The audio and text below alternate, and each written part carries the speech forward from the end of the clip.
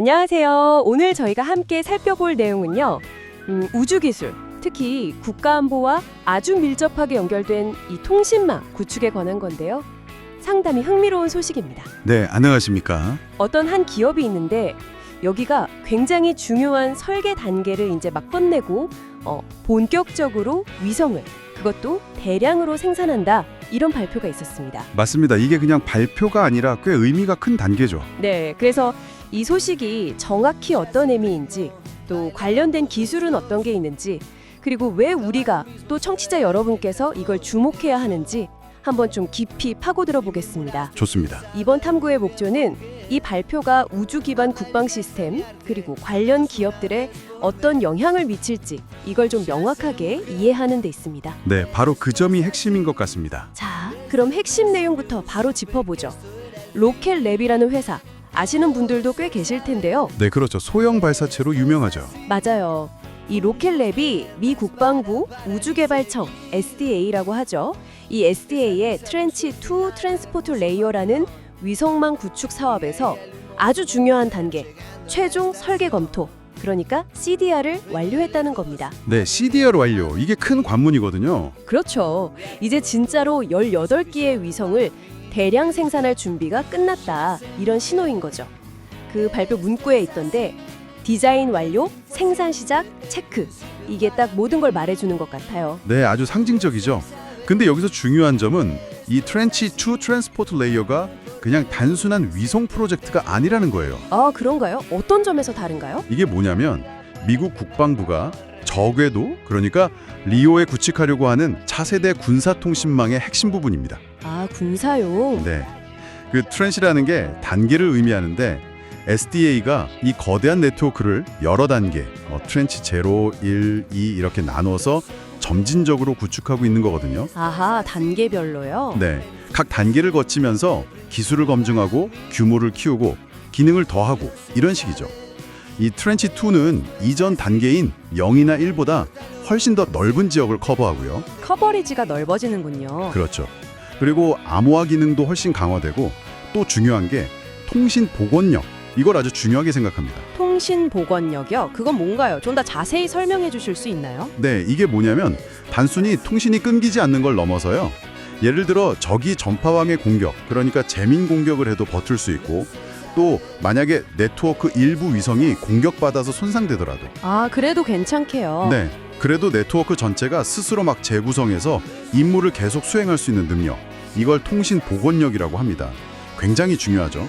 지상과의 데이터 전송 속도 높이는 건 물론이고요. 와, 생각보다 훨씬 더 강력한 시스템인데요. 이게 약간 최근에 분쟁 지역 같은 데서 민간 위성망, 스타링크 같은 거 많이 쓰였잖아요. 네, 그렇죠. 우크라이나 전쟁 같은 데서요. 네, 그런 사례들을 보면서 우리 군 전용으로 훨씬 안전하고 안정적인 그런 독자적인 통신망이 필요하다.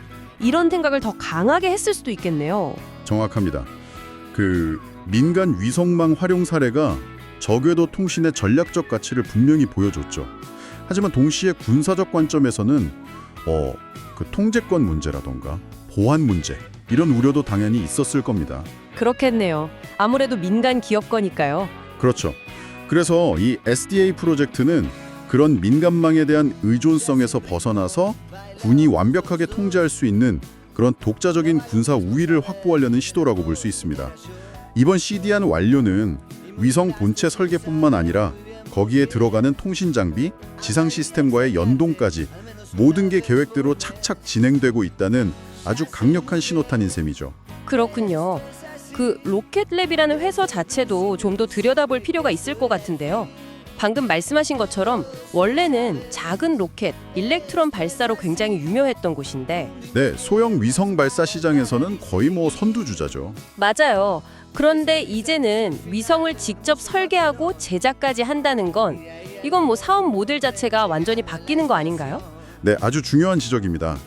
이게 로켓랩이 단순한 발사 서비스 제공 기업에서 이제는 위성 설계, 제작, 그리고 나아가서는 운영, 관련 네트워크 서비스까지 다 아우르는 소위 말하는 풀스택 우주 기업으로 진화하고 있다는 걸 명확하게 보여주는 거죠. 풀스택 우주 기업. 네, 비유를 하자면 예전에는 그냥 택배 트럭만 운용하던 회사가 이제는 자체적으로 물류 창고도 짓고 상품 포장 시스템도 만들고 배송 앱까지 개발해서 운영하겠다. 뭐 이런 느낌입니다. 엄청난 변화죠. 와, 비유가 확 와닿네요.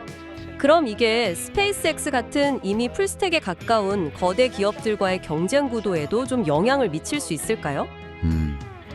당연히 영향을 미치겠죠.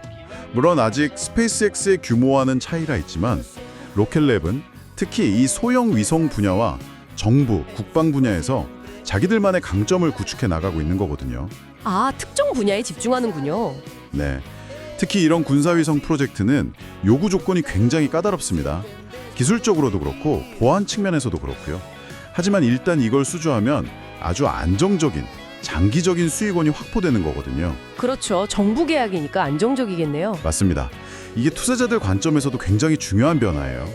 과거 로켓랩은 기술 잠재력은 높은데 과연 이걸로 돈을 제대로 벌 수 있을까? 이런 의문이 좀 있었거든요. 아, 수익성 문제? 네. 그런데 이번에 이 대규모 국방 프로젝트 생산 단계에 본격적으로 돌입했다는 건 이제 실질적인 매출이 발생하고 장기적으로 사업이 안정될 거라는 기대를 확 높여주는 거죠. 단순 발사 계약 몇 건 따내는 것보다 훨씬 부가가치가 높은 사업 모델로 전환하는 셈이고요.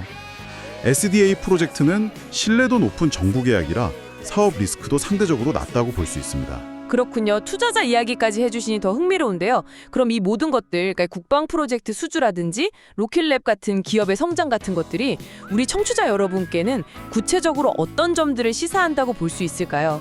왜 우리가 이 흐름에 주목해야 할까요? 우선은요, 이 우주 공간에서의 군사 기술, 특히 통신 기술이 정말 눈부시게 어마어마하게 빠르게 발전하고 있다는 걸 보여주는 아주 생생한 사례입니다. 네, 속도가 정말 빠른 것 같아요. 그렇죠. 이런 저궤도 위성망은 앞으로 미래 전장 환경, 더 나아가서는 국제 안보 환경을 좌우할 핵심 인프라가 될 가능성이 매우 높습니다. 우리 안보와도 무관하지 않죠. 늘 간과할 수 없는 두 분이네요. 그리고 또 하나는 우주 산업 자체가 예전처럼 단순히 로켓 쏘는 거 중심에서 이제는 위성을 만들고 그 위성에서 얻어지는 데이터를 활용하고 관련 서비스를 제공하는 쪽으로 굉장히 빠르게 다각화되고 있다는 증거이기도 합니다. 아, 산업의 패러다임이 바뀌고 있군요. 네, 맞습니다. 이건 계속해서 새로운 기술 투자 기회를 만들어낼 거고요. 또 새로운 비즈니스 모델, 새로운 기회들을 창출할 겁니다. 로켓랩의 이번 성과는 이런 큰 변화의 흐름 속에서 나타난 아주 중요한 이정표 중 하나라고 할 수 있겠습니다. 네, 오늘 말씀 쭉 들어보니까 정리가 되네요. 로켓랩이라는 회사가 미 국방부의 핵심 위성 통신망 구축 사업에서 굉장히 중요한 단계를 통과했고 이제 대량 생산에 돌입했다는 소식? 네, 그게 핵심이죠. 그리고 이게 단순히 한 기업의 성장을 넘어서서 국가 안보 전략의 변화, 또 우주 산업 전체의 지형 변화까지 보여주는 중요한 사건이라는 점을 확인할 수 있었습니다. 특히 발사 전문 회사에서 종합 우주 기업으로 변모해가는 그 과정이 정말 인상 깊네요. 그렇죠. 앞으로 주목해 볼 만한 기업입니다. 네. 자, 오늘 깊이 있는 분석 감사드립니다. 마지막으로 혹시 청취자분들이 좀 더 생각해 볼 만한 질문 같은 게 있을까요? 아, 네. 뭐랄까, 오늘 이야기 나눈 것처럼 이렇게 국방이라든지 어떤 특정 목적을 위한 저궤도 위성 네트워크가 지금 굉장히 빠르게 구축되고 있잖아요. 네, 그렇습니다. 그렇다면 과연 다음번에는 또 어떤 종류의 특화된 목적을 가진 위성 네트워크가 저 우주 공간을 채우게 될까? 예를 들면 뭐 환경 감시 전용 네트워크라든지 아니면 자율주행차를 위한 초정밀 위치 정보 네트워크라든지 오, 흥미로운데요? 네, 그런 다양한 가능성들이 있겠죠. 그리고 과연 그 새로운 네트워크 경쟁은 또 어떤 기업들이 혹은 어떤 국가들이 주도하게 될지 한번 상상해 보시는 것도 굉장히 흥미로운 질문이 될 것 같습니다. 와, 정말 생각해볼 거리를 던져주시네요. 국방 다음은 무엇일까? 그리고 누가 주도할 것인가? 알겠습니다. 오늘 말씀 정말 감사합니다. 네, 감사합니다.